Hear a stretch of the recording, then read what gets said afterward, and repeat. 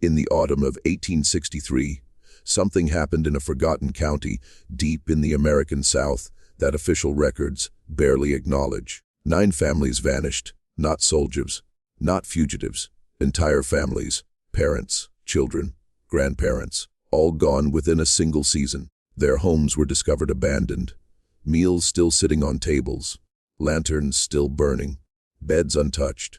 No signs of struggle, no graves, no bodies, just silence. The county was called Blackwater, and according to local legend, the people there did not leave willingly. A pause for over 160 years, historians dismissed the story as folklore. But buried court records, handwritten church journals, and strange testimonies from surviving neighbors suggest something far darker may have happened in Blackwater County during the final months of 1863. Something so disturbing that the town itself slowly disappeared from maps over the next 30 years. Tonight, we uncover the terrifying mystery of the vanishing families of Blackwater County. Blackwater County supposedly sat near the swamp regions between Louisiana and eastern Texas. Today, historians argue over whether it officially existed at all. Some maps from the 1850s show it clearly. Others omit it entirely. And that inconsistency is where the mystery begins. The county was isolated. Dense forests, flooded marshlands, rotting wooden roads, miles of land where screams could disappear into fog without echo. Only around 2,000 people lived there before the Civil War. Most survived through logging, trapping, cotton farming, and river trade. But locals spoke constantly about something else: the woods. According to oral histories passed down through generations, the forests surrounding Blackwater were feared long before European settlers arrived. Native tribes reportedly refused to camp there overnight.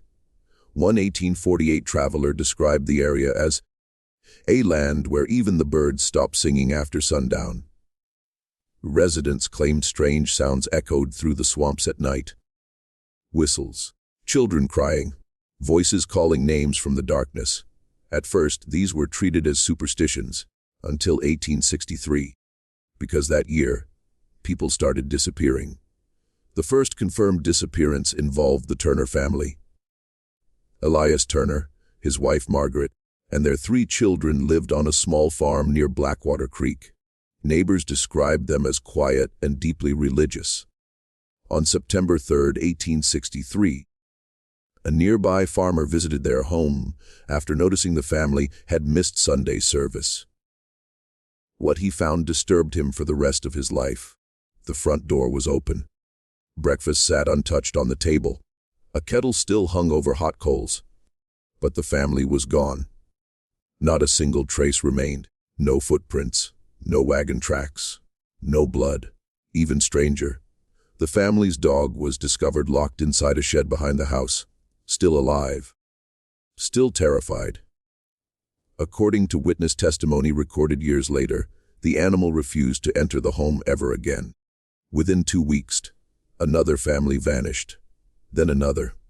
Then another. Panic spread through Blackwater County. People began sleeping with rifles beside their beds. Church attendance doubled. Night patrols formed along the roads, but none of it stopped the disappearances. Because whatever was happening did not seem human. By October 1863, 9 homes had been emptied. 9 entire bloodlines erased within less than 3 months. But investigators noticed a terrifying pattern. Every vanished family lived near the swamp edges surrounding Blackwater Forest. And each home contained the same strange details. Candles still burning. Half-eaten food. Personal belongings untouched. It was as if the families had stood up simultaneously and walked out into the darkness. One deputy reportedly wrote, "No robbery, no signs of war. It is as though the devil himself collected them." Rumors exploded. Some believed Confederate deserters were kidnapping civilians. Others blamed escaped prisoners. But the stories from surviving witnesses were far stranger. Several residents claimed they heard whistling outside their homes late at night. Not random whistling, the same melody.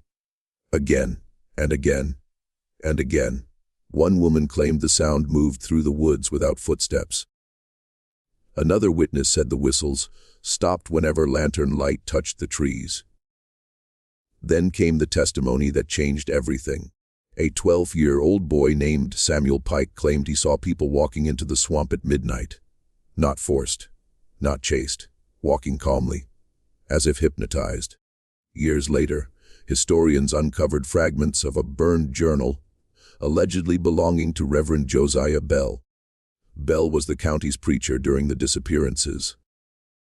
According to surviving pages, he became obsessed with the idea that something evil had entered Blackwater. One passage read, "They hear voices after dark now. Entire household standing in moonlight listening to the trees." Another entry described strange symbols appearing on cabin walls. Circles, lines, marks carved into wood from the outside.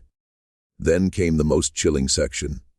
Bell claimed several residents began reporting identical dreams.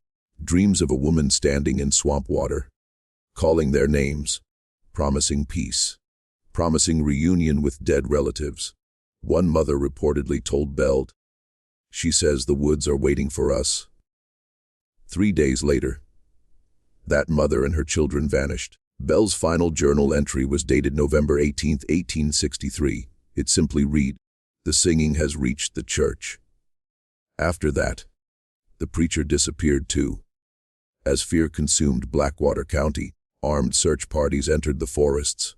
Most returned empty-handed, but not all. One group reportedly discovered abandoned lanterns hanging from tree branches deep in the swamp. Another claimed they found dozens of footprints leading into muddy water, with no footprints coming back out. Then came the discovery near Hollow Reed Marsh. Searchers found an empty clearing containing children's shoes, broken dishes, rust-covered spoons, and dozens of crude wooden figures hanging from trees.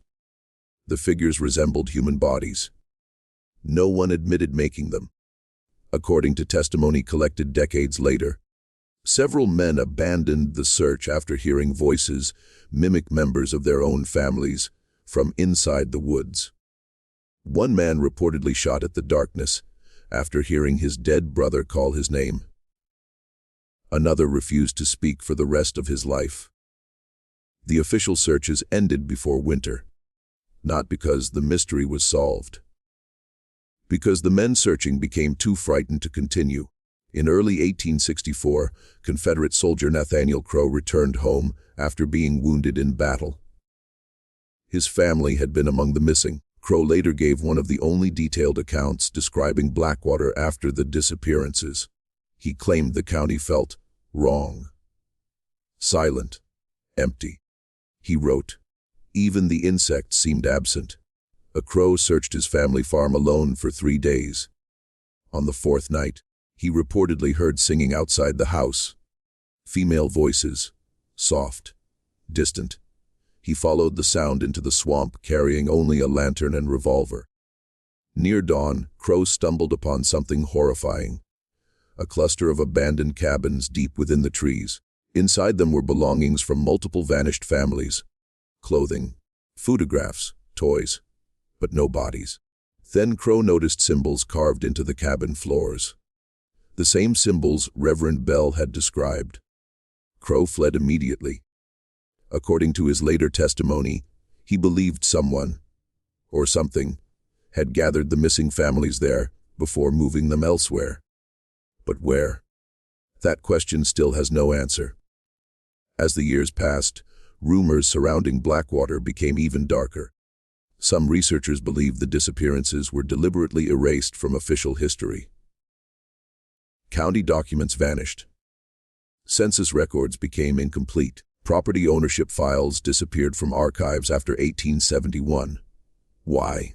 One theory suggests Confederate authorities feared panic spreading during wartime.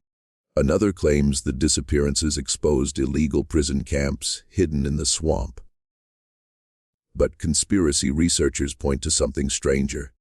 Military correspondence from nearby regions referenced unrest connected to the Blackwater incidents. Incidents, plural. Some believe the government discovered mass graves and buried the truth. Others claim survivors were relocated and ordered never to speak again. And then there's the final theory. The one locals still whisper today, that the families were never killed at all, that they walked willingly into the swamp and simply never came back. For generations, stories persisted about a figure called the Woman of Blackwater. Descriptions varied, sometimes young, sometimes old, sometimes faceless.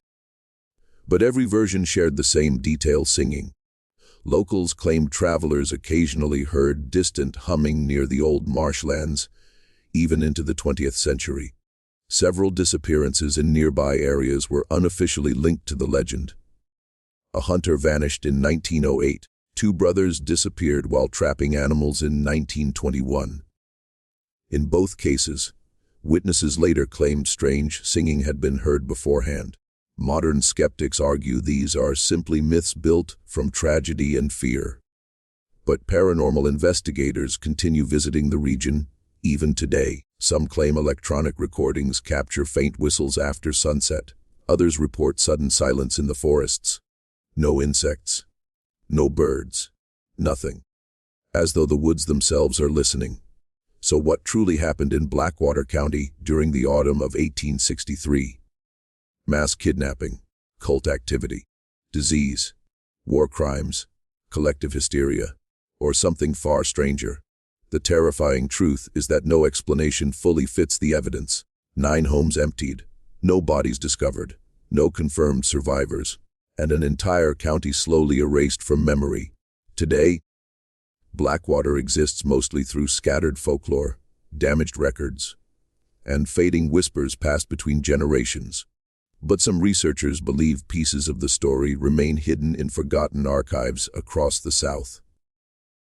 Waiting. Because history is filled with places that disappear.